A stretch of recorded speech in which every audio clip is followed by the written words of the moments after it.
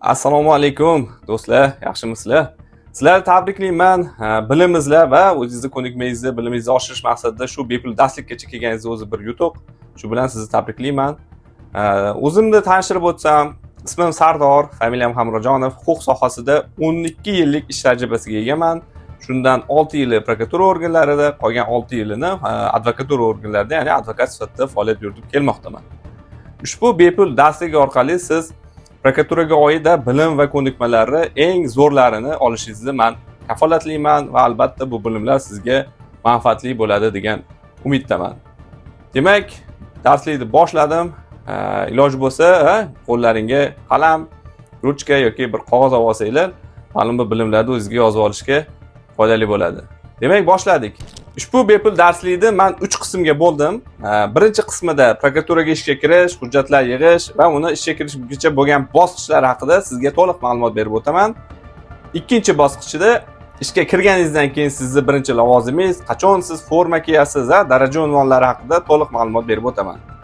Uchinchi bepul darslikda prokuratura organlarining strukturasi, asosiy faoliyati va faoliyat yo'nalishlari haqida to'liqroq ma'lumot berishga harakat qilaman. Demak, bizdan uzoqlashmang, davom eting ko'rishni. Hammasi zo'r bo'ladi, sizga manfaatli bo'ladi. Demak, birinchi bosqich, ya'ni prokuraturaga ishga kirish bosqichi. Bu holatni men o'zimning misolimda sizga tushunarliroq bo'lishi uchun tushuntirib o'taman.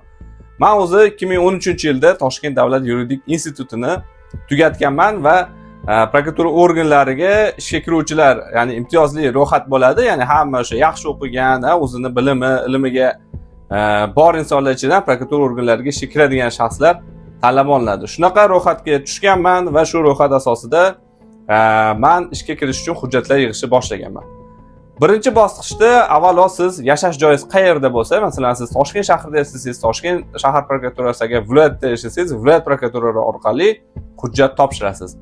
Hujjatlar endi o'sha paytdagi nima bo'yicha edi? Bir xil narsa, ya'ni obyektivga, diplomingiz, boshqa sudlanganligi, sudlanmaganligi haqida ma'lumotlar va boshqa perechon dokumentlarni o'zlari so'rashadi. Shu hujjatlarni olib borib berganingizdan keyin ma'lum bir birinchi bosqichda o'rganish jarayoni bo'lib o'tadi.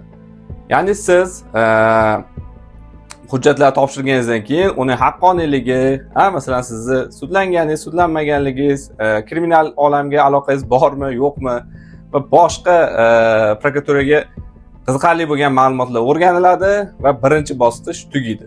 Birinchi bosqichdan o'tganingizdan keyin psixologik test bo'ladi. Ya'ni psixologik testdan keyin siz agar uni ham muvaffaqiyatli topshirsangiz agar hujjatlaringiz bosh prokuraturaga yuboriladi.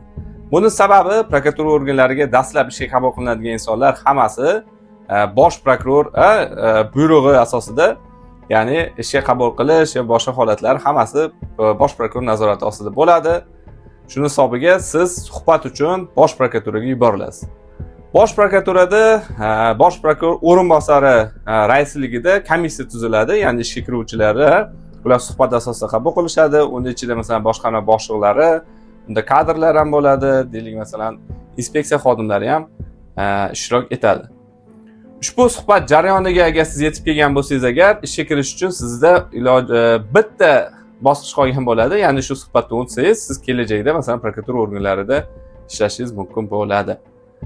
Suhbatda nimalar so'raladi degan savolga keladigan bo'lsangiz, suhbat umumiy asosda bo'ladi. Ya'ni faqat ma'lum bir o'qigan, oliy ta'limda yoki o'rta maxsus ta'limda o'qigan bilimlar emas, umumiy butun bir huquq tizimi bo'lishi mumkin, ma'lum bir oxirgi yangiliklar, ya'ni uni bir hamma huquqqa oid bilimlarga ega bo'lishingiz talab qilinadi. Suhbat og'zaki tarzda bo'ladi. Og'zaki suhbat jarayonida har bitta boshqarma boshlig'i yoki o'sha komissiya a'zosi o'zida bo'lgan savollarni sizga beradi. Agar savollarga siz muvaffaqiyatli, to'g'ri, to'liq javob bera olsangiz, siz o'sha prokuratura organlariga ishga qabul qilinadigan shaxslar orasiga kirasiz.